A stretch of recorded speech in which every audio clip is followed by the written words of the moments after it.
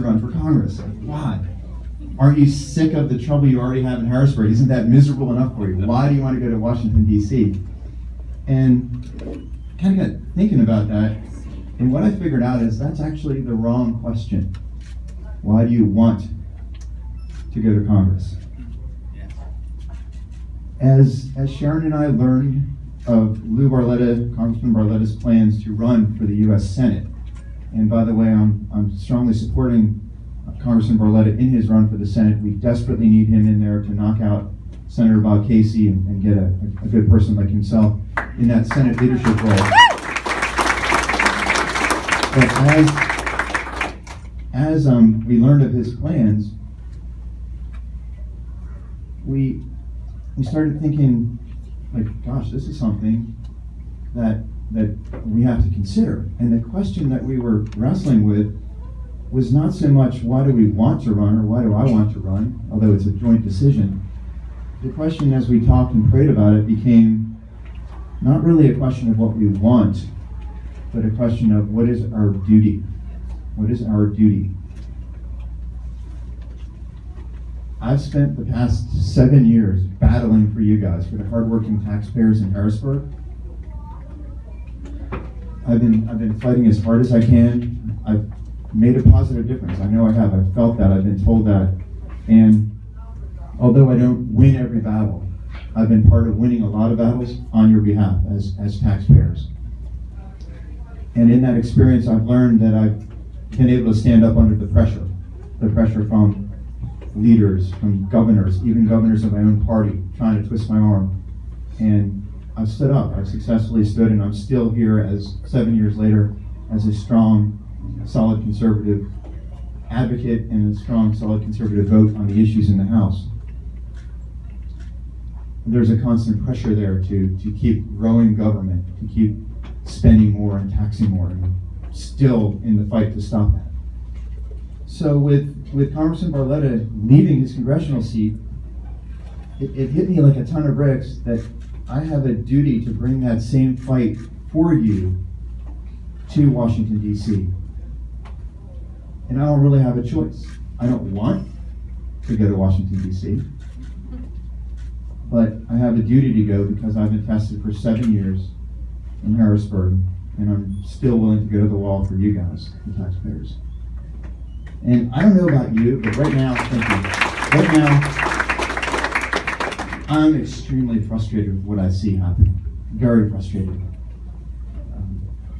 I'm more frustrated with that cowardly Congress in D.C. After we elected them with a mandate to do the conservative agenda that we've been working on for decades, we finally got a Republican House, a Republican Senate, and a Republican in the White House, and yet this cowardly Congress will not do anything. They won't pass the bills to the president's desk. This cowardly Congress, they need to step up, they need to act, and they need to act now. What they need to do, they need to act now to repeal Obamacare. Because our health care does not belong to Washington bureaucrats. Our health care belongs to us. Whose health care? Our health care. Whose health care? Our health care. We need to secure the borders, and that Congress needs to act now to secure the borders, because our borders don't belong to lawbreakers and criminal gangs. Our borders belong to us. Whose borders? Our borders. Whose borders? Our borders. And we need to strengthen, and that Congress needs to act to strengthen our military readiness, because it's a dangerous world full of terrorists and thug regimes that want to destroy us and our country and our lives. Whose country is it? Our country. Whose country? Our country. We need to end unfair trade deals, because we've had enough of foreign governments using cheating and unfair tactics to kill American jobs, to kill our jobs.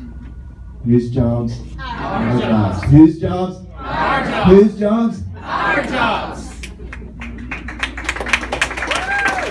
And we need to, and this Congress needs to act to save innocent, unborn lives. because it's time to stop the heartbreak of the abortion industry that's wiping out so many of our innocent children.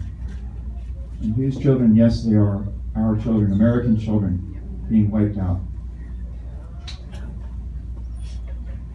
And this Congress needs to act to defend our constitutional rights, because it's time to stand up for our rights, for the foundations of this country, including our Second Amendment rights to keep and bear arms. Whose rights? Our rights. And that's why I'm running. And I need your help. I need your help. There's all kinds of ways that those of you who want to get involved in this campaign are going to be able to help.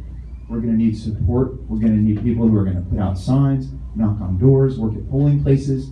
We're going to need people who are willing to make phone calls, to talk to neighbors, to post things on social media, to share and like and extend the message, to write letters to the editor. There's a long list of stuff we're going to need a lot of help with.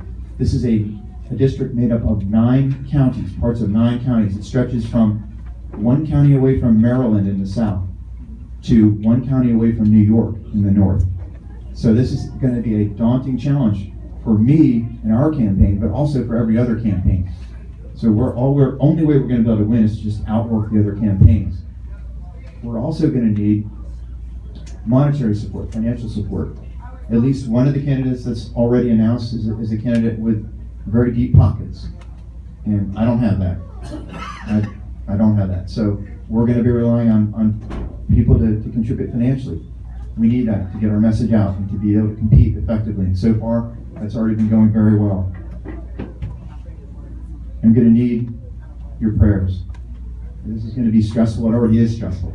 Sharon and I have, been through several weeks now, just going through this lifestyle, learning all the pressures. You get constant phone calls, constant text messages, constant emails, constantly people pulling you aside. You should be doing this. You need to be doing this. Why are you doing that? Why aren't you doing that? And it's an incredible amount of pressure already just from that stuff. And that we're not even getting into with the opponents. These are just people trying to help. So it's just a constant flow of communication and pressure, and there's never enough time in the day to do all the things. So we will need your prayers just essentially to keep a level head, keep a mature, calm attitude. I have a personal statement, a mission statement that I pray when I pray my prayers in the mornings each day, and it's, Lord willing, to serve in the public square as a loving witness for Jesus Christ and an effective champion for life and liberty. And I would ask you guys to pray that I can do that no matter what the pressure, that I can still be a loving witness for Christ, and at the end of the day I can still be an effective champion for life and liberty. And it's up to God whether or not we win. All we can do is work hard and pray. So thank you guys. You can enjoy your pizza. Whose pizza?